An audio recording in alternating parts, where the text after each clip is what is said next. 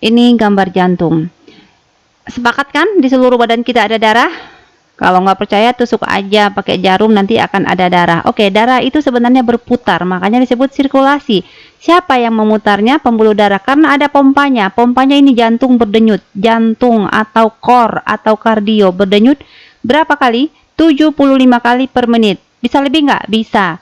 Bahkan orang yang sehat banget, yang kuat, pompanya hebat, pompanya bagus, cukup 62 kali, 65 kali per menit sudah cukup membawa jantung ke seluruh tubuh. Kalau pompanya lemah atau jantungnya lemah, misalnya cewek-cewek yang dikit-dikit pingsan, jalan dikit pingsan, itu bisa jantungnya sampai dengan 80 kali atau 85 kali. Tapi rata-rata 75 kali. 75 kali pun udah disebut normal. Ini jantung. Kita lihat dulu jantungnya. Jantung terdiri dari 4 bagian, kanan dan bagian kiri. Oke. Yang kedua, kanan juga bagian atrium. Ini atrium yang sedikit banget, ini kecil banget atrium. Dan yang paling besar ventricle. Ini juga atrium, ventricle. Jadi sebenarnya yang berfungsi atrium atau ventricle ya untuk memompa. Lihat nih, kalau ini sebagai pompa. Pompanya cuma kecil seiprit doang, nggak bisa lah, harus ventricle ya. Yang memompa yang utama ventricle. Atrium bahasa Indonesianya itu teras, teras atau serambi. Ventricle bahasa Indonesianya bilik atau kamar. Yang paling utama itu di dalamnya, bukan di serambinya. Oke, jantung terdiri dari atrium kanan dan ventricle kanan, atrium kiri dan ventricle kiri. Kalau dibuka seperti ini, atrium kanan atau right atrium dan ventricle kanan atau right ventricle, atrium kiri, ventricle kiri. Yang masuk ke atrium kanan ini vena cava superior yang banyak mengandung vena yang biru. Kenapa biru? Karena banyak mengandung karbon dioksida. Nah, ini masih masuk ke ventricle kanan. Kenapa sih masuk ke ventricle? Supaya dipompa. Kan fungsi jantung itu memompa. Kalau nggak dipompa, darah diem doang, diem, beku, kaku, nggak berputar. Jadi kita nggak hidup ya. Dipompa oleh ventricle. Dibawa kemana dulu? Yang biru ini, yang udah kotor ini dicuci atau diganti yang birunya dengan yang merah. Diganti di paru-paru. Makanya dia masuk ke paru-paru ya. Paru-paru kanan dan kiri untuk ditukar oksigen dengan karbon dioksida. Terus yang udah dicuci nanti dibawa lagi ke sebelah kiri. Nggak boleh bercampur dong, jangan dicampur dong yang kotor dengan yang bersih. Darah yang banyak mengandung karbon dioksida ini ada di sebelah sini, sebelah kanan untuk dibawa ke paru-paru. Darah yang sudah bersih dibawa ke sebelah kiri untuk dibawa ke yang kuning ini, ke seluruh tubuh. Ini ada gambarnya nih, panahnya. Nih yang biru, oke, biru banyak mengandung karbon dioksida. Udah habis dipakai, udah harus dibuang. Kalau nggak dibuang malah kita mati keracunan karbon dioksida. Kalau misalnya nggak ada oksigen, di satu ruangan nggak ada oksigen, kita akan banyak karbon dioksida, akan mati keracunan karbon dioksida. Ini yang biru bawa ke atrium kanan, kecil atrium untuk dipompa ke paru-paru, tapi nggak cukup pompanya di atrium, bawa lagi ke ventricle kanan supaya pompanya cukup, baru dibawa ke paru-paru. Dari paru-paru ini udah berwarna merah, baru masuk kemana? Nih lagi atrium kiri. Nggak cukup lagi untuk memompa, bawa lagi ke ventricle kiri. Ini otot jantung ya, ini yang gini-gini tadi otot ya, otot jantung. Bawa ke atrium, ke ventricle kiri, baru dibawa ke aorta, baru dibawa ke seluruh tubuh. Itu tentang jantung kita adalah pompa.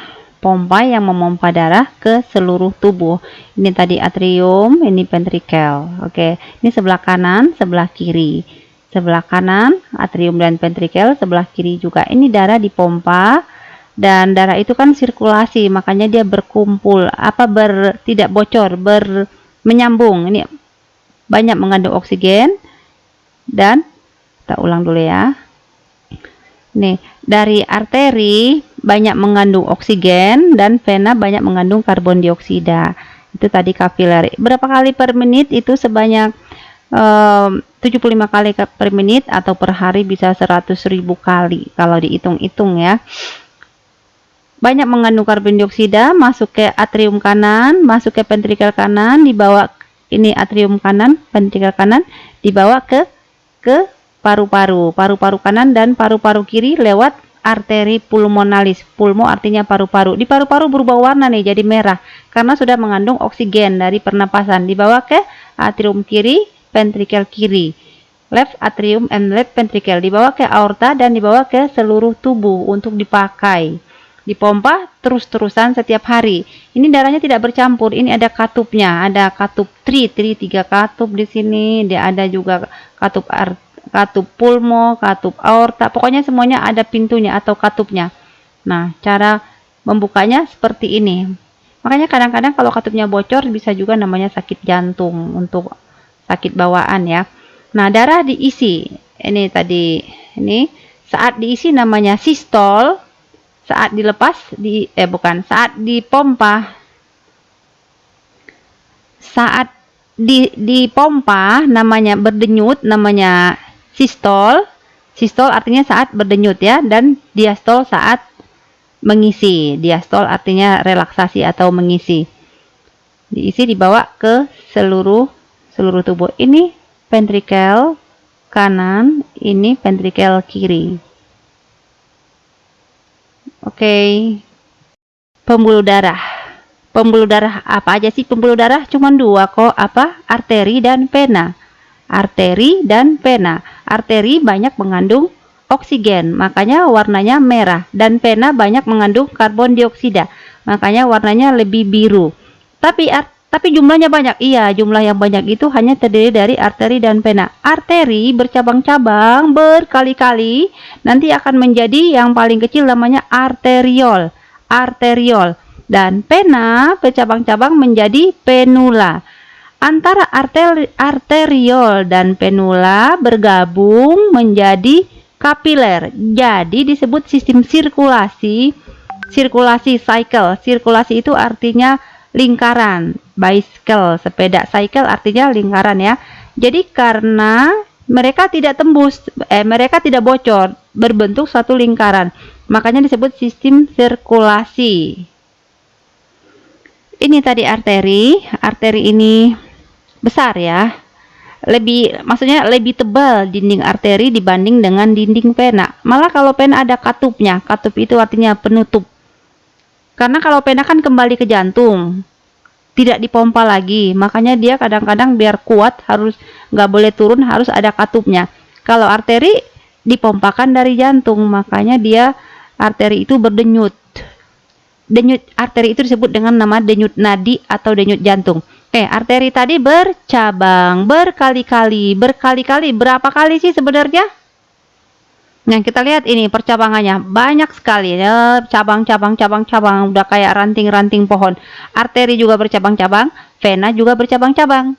Oke, cabang yang paling kecil namanya arteriol, dan cabang arteri yang paling kecil arteriol, cabang vena yang paling kecil venula. Oke, di mana ada arteri, di situ ada vena, mereka sejalan. Cuman letak arteri lebih dalam. Dia lebih dalam supaya terlindungi, karena arteri kan berdenyut, bisa habis darah kita kalau arteri yang luka. Vena lebih luar. Jadi ada 4 yang selalu lewat, arteri, vena, saraf, dan limf. Oke, ini tadi vena ya, cabang mereka disebut kapiler. Yang terbuka adalah kapiler, justru yang kita pakai kapiler. Kalau yang arteri cuma numpang lewat, darah numpang lewat, yang dipakai oleh jaringan tubuh adalah kapiler, karena kapiler sudah terbuka. Ini tadi arteri, ini arteriol,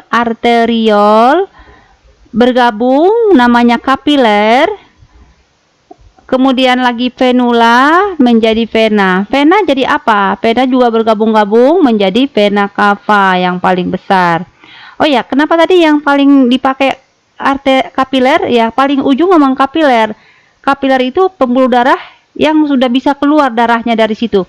Kalau dari arteri tidak bisa keluar darahnya, dari vena juga nggak bisa keluar. Tapi kalau dari kapiler bisa keluar, sudah bisa dipakai oleh badan kita, oleh tubuh.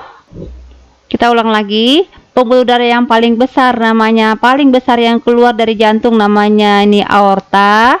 Aorta itu bercabang lagi, yang ke bawah namanya aorta bagian perut atau aorta abdomen, dan aorta ini bercabang-cabang menjadi arteri. Aorta bercabang menjadi arteri.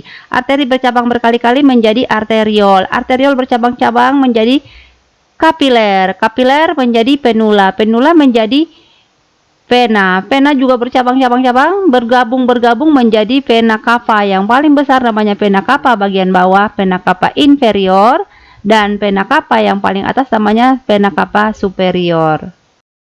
Kita lihat gambar ini. Untuk apa sih sebenarnya darah berputar? Untuk membawa apapun yang kita butuhkan. Kalau kita makan, makanan itu sampai di lambung. Sampai di lambung hanya untuk kenyang saja. Sari-sarinya diserap di usus halus, di duodenum, jejunum, ileum, dan untuk dibawa ke aliran darah. Diserap artinya dibawa ke aliran darah. Setelah sampai ke aliran darah, baru bisa dibawa ke seluruh tubuh. Jadi gizi yang kita butuhkan bukan hanya sampai di lambung dan saluran pencernaan, tapi di seluruh tubuh. Siapa yang membawanya? Aliran darah. Terus oksigen yang kita butuhkan, kita bernapas, butuh oksigen. Ke seluruh tubuh kita butuh oksigen. Siapa yang membawanya? Aliran darah. Jadi sedemikian pentingnya aliran darah ini. Kalau kurang darah kita sama dengan kurang bensin, mobil tanpa bensin, jadi nggak bertenaga dan lama-lama jadi dead. Oke, kita lihat dulu aliran darah lewat mana. Ada nomor-nomornya nih ya. Nomornya kita lihat nomor 1 nih. Aliran darah yang pertama ini di apa tadi ini? Kan jantung sebelah kanan, atrium dan ventrikel. Yang pertama di ventrikel kanan masih berwarna biru. Ini darah yang sudah dipakai oleh tubuh, sudah banyak mengandung karbon dioksida, harus dicuci. Kalau kotor, jangan dicuci deh. Harus ditambah oksigen, harus dibuang kotorannya. Kotorannya tadi karbon dioksida. Di mana tempat pembuangan karbon dioksida? Terus dibawa di samping jantung kan ada paru-paru ya tadi kan? Samping jantung ada paru-paru. Nah, di paru-paru ini dijauhin biar bisa dibuat panahnya ya. Dibawa ke paru-paru kiri, paru-paru kanan. Pembuluh darah yang keluar dari jantung namanya apa? Arteri, makanya disebut dengan namanya ini arteri pulmo. Pulmo artinya paru, arteri pulmonalis. Nomor 2 adalah arteri pulmonalis, dibawa ke paru-paru untuk diapain? Untuk ditukar oksigennya, hirup dari pernapasan masuk ke eritrosit. Tadi kan ada sel-sel darah, oksigennya masuk ke eritrosit di kapiler yang ada di paru-paru. Yang kita pakai kapiler ya. Kapiler itu berarti cabang-cabang terkecil dari pembuluh darah. Masuk oksigennya dan pada saat yang sama karbon dioksidanya dibuang lewat buang napas. Buang napas ya. Oke, dibuang napas. Nah, sekarang darah yang sudah ada di paru-paru, kapiler-kapiler yang ada di paru-paru sudah penuh oksigen. Untuk dikemanain sih oksigennya? Untuk dibawa ke seluruh tubuh. Oke, bagaimana cara membawanya? Dipompa. Siapa yang memompa? Jantung. Jantung sebelah mana? Kalau yang sebelah ini tadi yang kotor, sekarang yang sebelah kiri yang bersih. Bawalah ke jantung yang sebelah bersih. Kemana dulu? Ke atrium. Atrium cukup nggak untuk memompa? Nggak cukup. Kenapa? Dia kecil banget. Jadi harus dibawa ke ventrikel. Bawalah ke ventrikel kanan. Nggak boleh bercampur ya. Makanya di sini ada katup. Jadi masuk ke bawah, nggak boleh lagi masuk ke atas. Dipompa oleh jantung. Saat dipompa dia berdenyut namanya sistol. Saat mengisi namanya diastol. Dipompa bawa kemana nih? Nomor ini tadi 4 ya. Ini 1, 2, 3, 4 dan 5 di ventrikel tadi udah nomor 5 ya nomornya. Dipompa bawa kemana? Bawa ke aorta dan dibawa ada lengkung ya, aorta itu melengkung, lengkung aorta dan dibawa ke seluruh tubuh, ke bagian atas, berarti bagian atas dari jantung kan, ke bagian bahu, tangan, kepala, leher ya, dan ke bagian bawah. Ini masih aorta namanya, aorta abdomen. Abdomen artinya bagian bawah. Nah, aorta itu bercabang-cabang menjadi apa? Arteri masuk ke seluruh badan, ke hati, ke usus, ke ginjal, ke seluruh badan. Arteri menjadi kapiler, menjadi arteriol, kapiler dipakai, habis dipakai. Udah habis dipakai berarti di kapiler menjadi penula, baru pena bercabang-cabang bergabung menjadi pena cava. Pena cava itu gabungan dari beberapa pena dibawa lagi untuk dibawa ke jantung. Nih nomor 9 tadi, nomor 10, nomor 11 ke atrium sebelah kanan, pena cava. Untuk dibawa kemana nih? Udah kotor lagi nih, ke atrium, ke ventrikel sebelah kanan, untuk dibawa ke paru-paru supaya ditukar lagi oksigen dan karbon dioksida. Dari paru-paru masuk lagi kemana? Atrium kiri, baru ventrikel kiri, baru ke aorta lagi. Oke, seterusnya begitu ya.